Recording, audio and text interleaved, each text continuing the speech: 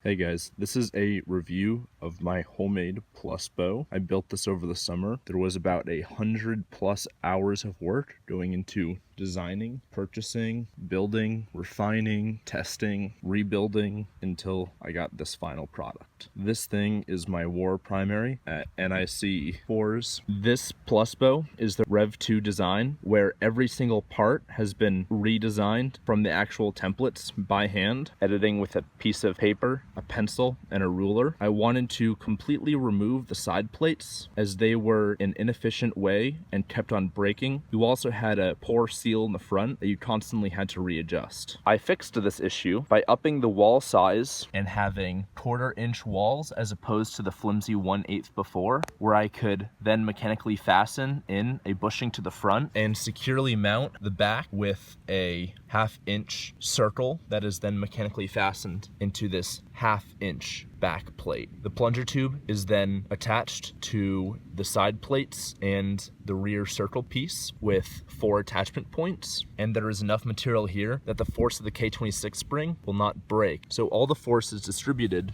through these 4 points, and there is no need to extend your side plates. We have a foam pad that is contoured to the shape of your shoulder.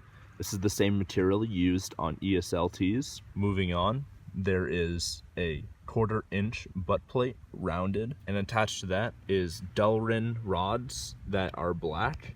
This is 1/2-inch, this is 3/4. I chose 3/4 in this instance because I wanted to prevent my face being hit as this rod was returning forward. This bottom piece right here acts as extra stability.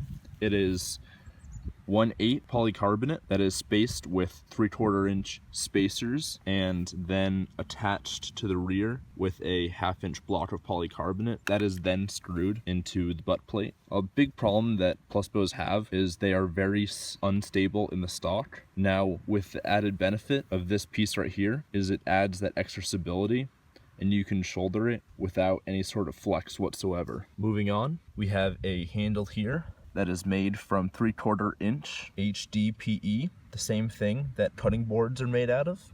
It is very soft material and can easily be machined. It has been cut out and rounded with a router, then sanded until I have this very nice, smooth, seamless finish.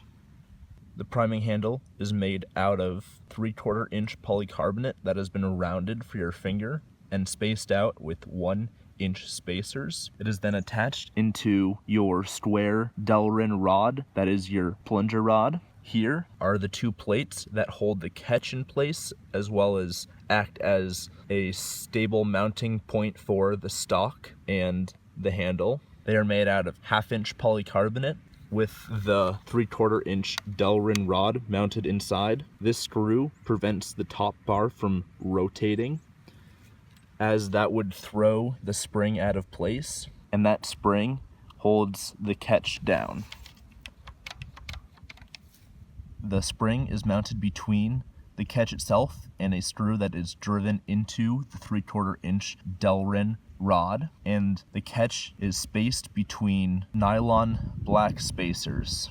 The trigger mechanism is a revised shortened trigger that has the trigger return spring located inside of the handle underneath this polycarbonate plate. So you can see the trigger action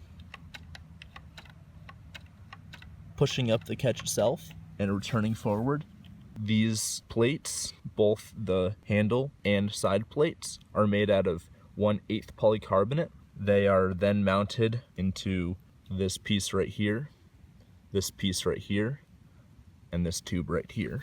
There is a 1/2-inch spacer here made out of polycarbonate. The plunger tube is 1.5-inch ID and 1 3/4-inch OD polycarbonate tubing with a door stop mounted inside that is then mounted with screws. The bushing here is going down and reducing to 1/2-inch PVC.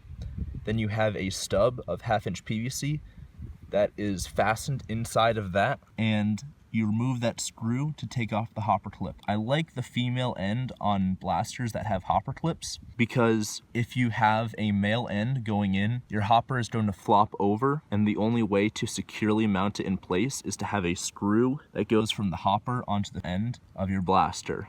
The reason why I chose a door stop for screen doors, which is 1.5 inches by the way, is because they are a pre-packaged system with a smooth bore on the inside and a very light nylon plunger head that has a perfect seal on an O-ring. An O-ring has a much better seal than skirt seals, as well as being a lot more low friction.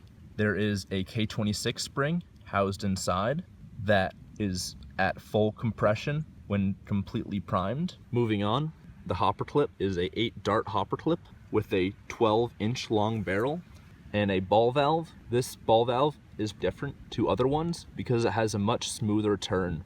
The air tank setup is a expanded XBZ tank.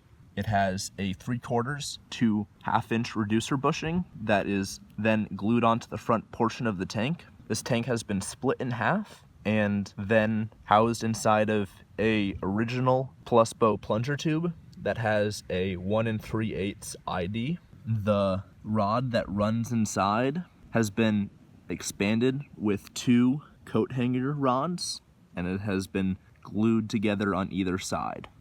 I have shortened down the pump and replaced it with a 3/4 inch CPVC to 1/2 inch CPVC reducer that is going to 1/2 inch CPVC, where I have a 1/4 inch NPT valve running into 1/4 inch OD vinyl tubing that runs along the other side of the blaster to the pump, where it has a angled and swivel 1/4 inch NPT that is then glued into the pump.